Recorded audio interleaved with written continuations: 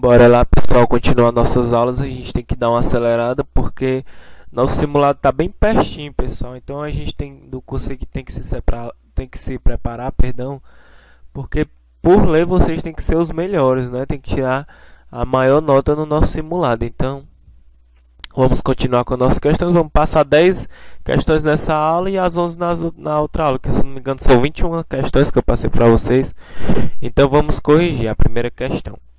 Na aplicação das sanções disciplinares serão sempre considerados a natureza, a gravidade e os motivos determinantes dos fatos, os danos causados, a personalidade e os antecedentes do agente, a intensidade do dolo ou o grau da culpa. A gente estudou isso aqui, pessoal. Isso aqui é questão copiada e colada, do jeito que a CESP gosta. A gente sabe que para poder ser aplicada a sanção administrativa disciplinar, a autoridade ela vai ter que considerar vários fatores, né? Um deles é a gravidade, né, os motivos determinantes do fato, os danos causados e o que confundiu muita gente é que fala de personalidade. A personalidade e os antecedentes do agente. Como eu já expliquei para vocês, a personalidade e os antecedentes é que vai ser verificado toda a ficha funcional, né, os assentamentos do militar. Vai ver se ele tem ficha suja ou uma ficha limpa, né, uma boa ficha. Então, sempre vai ser considerada a personalidade e os antecedentes. Vai ser vista toda a sua ficha funcional, né? Enfim, isso quer dizer a personalidade e os antecedentes do agente. Vai ser vista a sua ficha, se ele tem uma ficha suja ou uma ficha limpa, né? Então, a intensidade do dolo ou o grau da culpa. A gente já explicou o dolo e a culpa, então vamos corrigir essa questão. Pessoal, essa questão está corretíssima, certo? Na letra da lei aqui. Como a gente pode ver, na aplicação das sanções disciplinares serão sempre considerados a natureza, a gravidade e os motivos determinantes do fato, os danos causados, a personalidade e os antecedentes do agente, a intensidade do dolo ou o grau da culpa. Questão corretíssima. Segunda questão.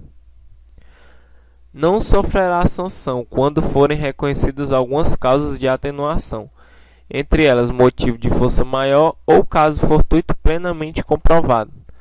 Beleza, o que vocês acham aí, pessoal? Que questão erradíssima, pessoal. Olha o erro dessa questão. Não sofrerá sanção, pessoal, não sofrerá sanção quando for reconhecido o quê? Algumas causas de justificação, pessoal, não de atenuação, tá errado. Atenuação aos pontos positivos, que podem ajudar, quando for aplicar a sanção, a ser uma pena mais branda, certo? Então, pessoal, não sofrerá sanção quando forem reconhecidas causas de justificação. Entre elas, tá certo aqui, ó, entre elas, motivo de força maior, caso fortuito, plenamente comprovado. Então, como a gente tem aqui, ó, eu botei só algumas, não são todas as causas de justificação. Como a gente sabe, sempre que houver uma causa de justificação, pessoal, não haverá aplicação da sanção disciplinar. Então a gente tem um motivo de força maior, caso fortuito plenamente comprovado. Como a gente pode dar um exemplo, né? Um militar que ficou doente, não pôde comparecer ao serviço, né? Tudo isso sendo comprovado, é claro, né? Pelo médico, ele vai fazer lá o laudo, né? Vai levar lá para poder mostrar ao seu comandante, né? Em preservação da ordem pública ou de interesse coletivo, legítima defesa do próprio idiota, entre outros. São bastante causas de justificação, como a gente viu. Então não confunda atenuação com justificação, certo? Vamos lá para a terceira questão. SD José recebeu uma ordem de seu superior não manifestamente ilegal e por isso a cumpriu. Por isso não será punido, pois tem uma causa de atenuação. De novo, pessoal, aqui é uma causa de justificação. Por quê? Porque ele recebeu uma ordem não manifestamente legal, ou seja, ele não sabia que aquela ordem era ilegal. Indo lá de boa fé, obedecendo ao seu superior, foi lá e cumpriu sem saber que a ordem era ilegal. Então ele teve uma causa de quê, pessoal? De justificação e não de atenuação, como vocês estão vendo aqui. Então, questão errada. Terceira questão errada. Quarta questão. Sempre que houver uma das causas de justificação, o militar não poderá ser punido, que eu acabei de explicar, pessoal. Sempre que tiver uma causa de justificação, vai ser posto lá no enquadramento disciplinar, né, que ele tem uma justificação, por isso não será punido, né? Então a gente tem aqui as causas de justificação. como diz, ó, não haverá aplicação da sanção disciplinar quando for reconhecido qualquer das seguintes causas de justificação. Enfim, o que a gente já tinha visto no slide anterior. Quinta questão. Está no mínimo no bom comportamento e ter sido a falta praticada em presença de subordinado, de tropa ou de civil são circunstâncias atenuantes? Pessoal, a gente sabe que essa questão aqui está erradíssima, né, pessoal? A gente sabe que estar no mínimo no bom comportamento é sim uma causa de atenuação, né? São circunstâncias atenuantes. Agora, ter sido a falta praticada em presença de subordinado, de tropa ou de civil, são circunstâncias o que, pessoal? Agravantes. Por quê? Porque se você praticar a falta em presença do subordinado, você está dando o quê, pessoal? Mau exemplo para aquele seu subordinado, certo? Então, é uma questão errada. A gente pode ver aqui as causas as circunstâncias atenuantes, ó, como a gente sabe, está no mínimo no bom comportamento, confere. O único erro dessa questão é ter sido a falta praticada em presença de subordinado, porque isso é uma circunstância agravante, certo? Quando você tem mais circunstância agravante do que atenuante, aí a pena pode ser aplicada até o seu limite máximo, certo? Ó, ter prestado serviços relevantes. Como é que a gente sabe que ele prestou serviços relevantes, professor? É tudo registrado na sua ficha, né? Tudo nos assentamentos do militar, como a gente vai ver lá mais lá na frente, o elogio, né? O elogio não é só verbal. Tudo aquilo ali, pessoal, é registrado nos assentamentos do militar, certo? Até para que se tenha um controle. Ter admitido a transgressão de autoria ignorada aos conhecidos imputado a outra. Ter praticado a falta para evitar mal maior. Ter praticado a falta em defesa de seus próprios direitos ou de outra. Vamos olhar todos porque tudo isso tem na nossa aula passada, não é verdade, pessoal? Então essas são as circunstâncias atenuantes. Isso aqui, ó, é uma circunstância agravante, certo? Ter cometido a falta em presença de subordinado. Sexta questão. O enquadramento disciplinar é a descrição da transgressão cometida, dele devendo constar, entre outros, indicação da ação ou omissão que originou a transgressão, classificação do comportamento policial militar em que o punido permaneça ou ingresse e a decisão da autoridade impondo ou não a sanção. Pessoal, essa sexta questão é uma questão corretíssima, pessoal. Enquadramento disciplinar, dentre outros, né, porque tem outras coisas que tem que se constar no enquadramento disciplinar, como diz na questão, ó, dele devendo constar, entre outros, ou seja, ele diz que além desse ainda tem outras coisas que devem constar no enquadramento disciplinar. Indicação da ação ou omissão que originou a transgressão, confere. Classificação do comportamento policial militar em que o punido permaneça ou ingresse. Correto, e a decisão da autoridade impondo ou não a sanção. Então, como a gente sabe que tem que constar lá o local, né, que ele vai cumprir a punição, outros dados que a autoridade achar necessário. Então, são várias outras coisas que tem no enquadramento disciplinar. Então, esse enquadramento disciplinar, pessoal, como 1 mais 1 é 2, vocês têm que saber. É muito importante vocês saberem o enquadramento disciplinar que consta lá no artigo 38. Então, deem uma lida, uma relida, uma revisada, pessoal. Se vocês querem ser aprovados, vocês têm que saber todo o código disciplinar, certo? E todo o estatuto também, quando a gente for para o estatuto. É por isso que aqui a gente vê artigo por artigo, já para dar uma preparada legal, beleza? Sétima questão. O enquadramento disciplinar é a descrição da transgressão cometida. Questão simples, pessoal. Isso aqui eu boto para vocês realmente não errarem. A gente tem que saber disso aqui. Então a gente sabe aqui, pessoal, ó. Rapidinho. O enquadramento disciplinar é a descrição da transgressão cometida, devendo entre eles constar o seguinte, ó, indicação da ação ou omissão que originou a transgressão, que tinha na questão passada, ó, tipificação da transgressão disciplinar, artigo 13, parágrafo 2º, inciso 1º, tem que ser tipificado, tipificação da transgressão disciplinar, alegações de defesa do transgressor, classificação do comportamento policial militar que permaneceu em ingresso, tinha na questão anterior, discriminação em incisos e artigos das causas de justificação ou das circunstâncias atenuantes e agravantes. Quando houver uma causa de justificação, o militar não será punido. Circunstância atenuante vai ajudar o militar e as agravantes vai atrapalhar, né? Decisão da autoridade impondo ou não a sanção, data do início do cumprimento da sanção, local do cumprimento, determinação para posterior cumprimento, se ele estiver doente, né, pessoal, baixado ou afastado, à disposição, adido, né? E outros dados que a autoridade julgar competente. Por último, a assinatura da autoridade. Tudo isso tem que constar no enquadramento disciplinar. Então, o enquadramento, pessoal, é só a descrição da transgressão cometida, certo? Então, eu passo isso aqui para vocês porque a SES gosta de cobrar coisa louca. Então, ele pode falar que o enquadramento é outra coisa que não tem nada a ver com descrição da transgressão cometida.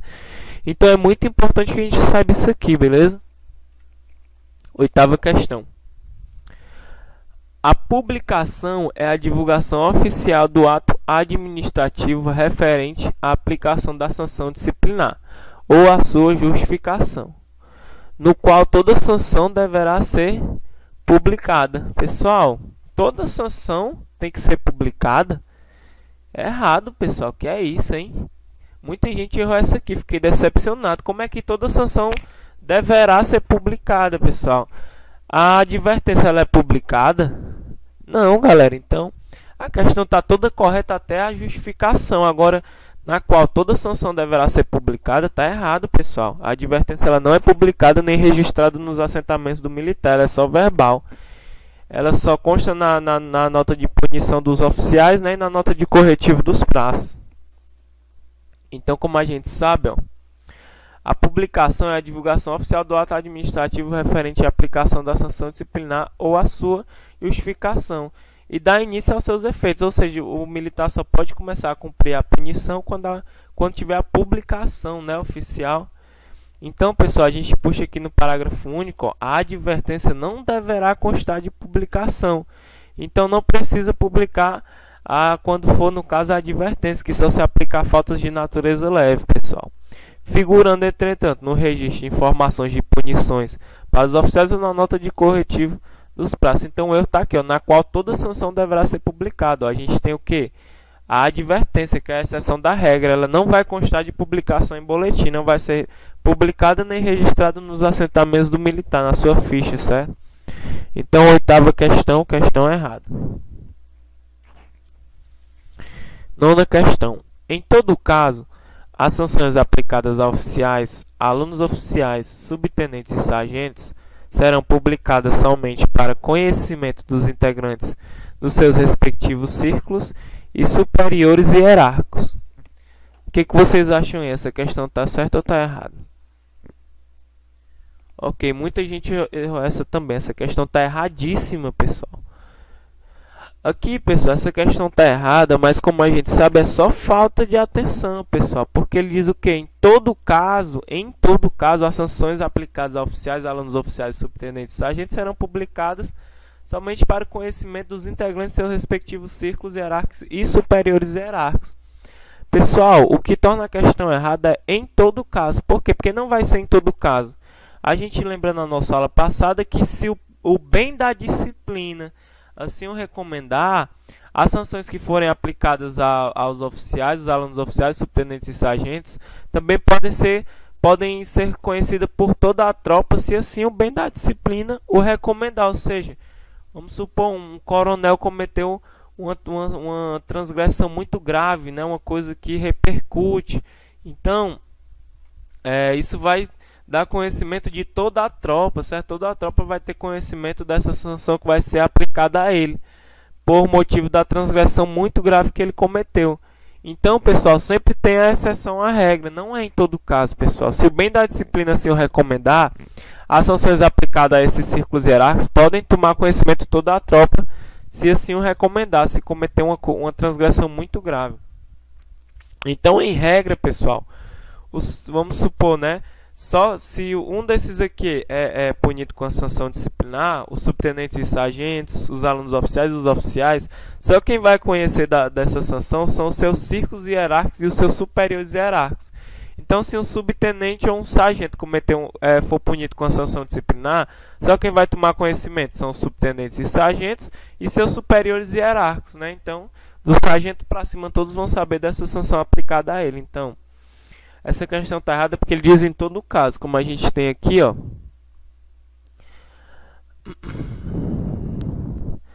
As sanções aplicadas a oficiais, alunos oficiais, subtenentes e sargentos serão publicadas somente para conhecimento dos integrantes dos seus respectivos círculos e superiores hierárquicos, podendo ser dadas ao conhecimento geral se as circunstâncias ou a natureza da transgressão e o bem da disciplina assim o recomendarem.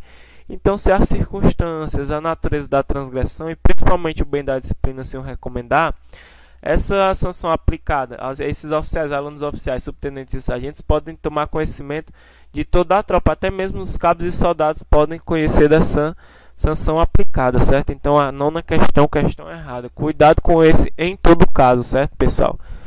Então, vamos lá para a 10ª. Quando as circunstâncias atenuantes preponderarem, ou seja, quando ele tiver mais pontos positivos, a sanção poderá ser aplicada em seu limite máximo. Essa aqui ninguém era para ter errado, questão erradíssima. Como é que o militar, se ele tem mais pontos positivos do que negativos, ele vai ser punido com a punição no seu limite máximo? Não, pessoal. A gente tem aqui a dosimetria, ó.